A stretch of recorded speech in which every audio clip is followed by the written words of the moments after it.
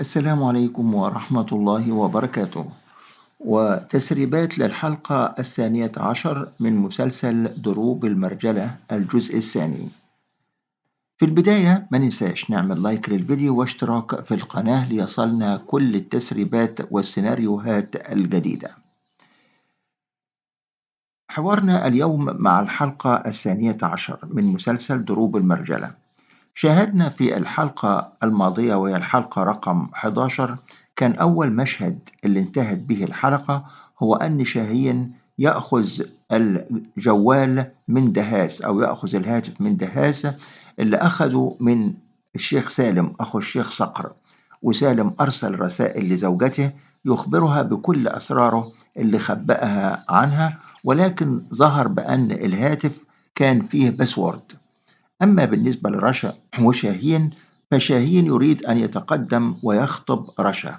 رشا ترفض لأنه لا يوجد له عمل، وهي لا تعلم بأن الذهب الذي أرسلته له أمه كان من أجل مشروعه، وكان يريد أن ينهي مشروعه ويتقدم لها، ولكن جاء فزاع وخرب عليه كل شيء. طبعا رشا علمت بهذه الأشياء من خالها مهاوش، وذهبت تبحث عن شاهين لكي تعتذر له، لأنها قالت لن توافق عندما يأتي لكي يخطبها. بالنسبة للشيخ رعد أرسل أخته أم حابس، وتبين أنها أم خضراء زوجة مهاوش، وهذا سيناريو جديد من المخرج لكي يعيد سالفة أم حابس، وهو أرسلها إلى قبيلة الشيخ صقر لكي تعرف مكان الآثار اللي بيخفيها فزاع. وأيضا ظهر شخصية جديدة في المسلسل وهو عم الشيخ رعد الذي تنازل عن المشيخة لابن أخوه. وعم الشيخ رعد جاءته أخبار بأن ابن أخوه الشيخ رعد يتاجر في الآثار فأحضره، بأن إذا ثبت عليه هذا الشيء لا يلوم إلا نفسه.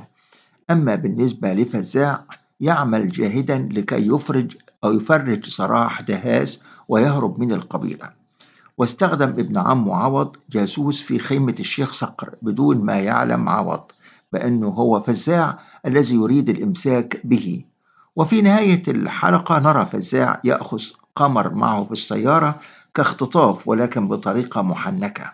أما احتمالات الحلقة القادمة إن شاء الله وهي الحلقة رقم 12 من الجزء الثاني من مسلسل دروب المرجلة، بالنسبة للشيخ رعد يتم كشفه من قبل عمه ويعاقبه أمام كل أفراد القبيلة، وهذا مشهد دليل على أن هذا المشهد لم نشاهده من قبل. احتمالات بالنسبة لفزاع: الاحتمال الأول أن يخطف قمر ويجعل أحد أفراد عصابته المساومة بين قمر ودهاس، وبهذا يكون أنقذ سراح دهاس من قبضة الشيخ صقر. أما الاحتمال الثاني يرجع بها إلى القبيلة ويخبرها بأن تأتي بالدب الأحمر الذي فيه الذهب والتمثال الذهبي.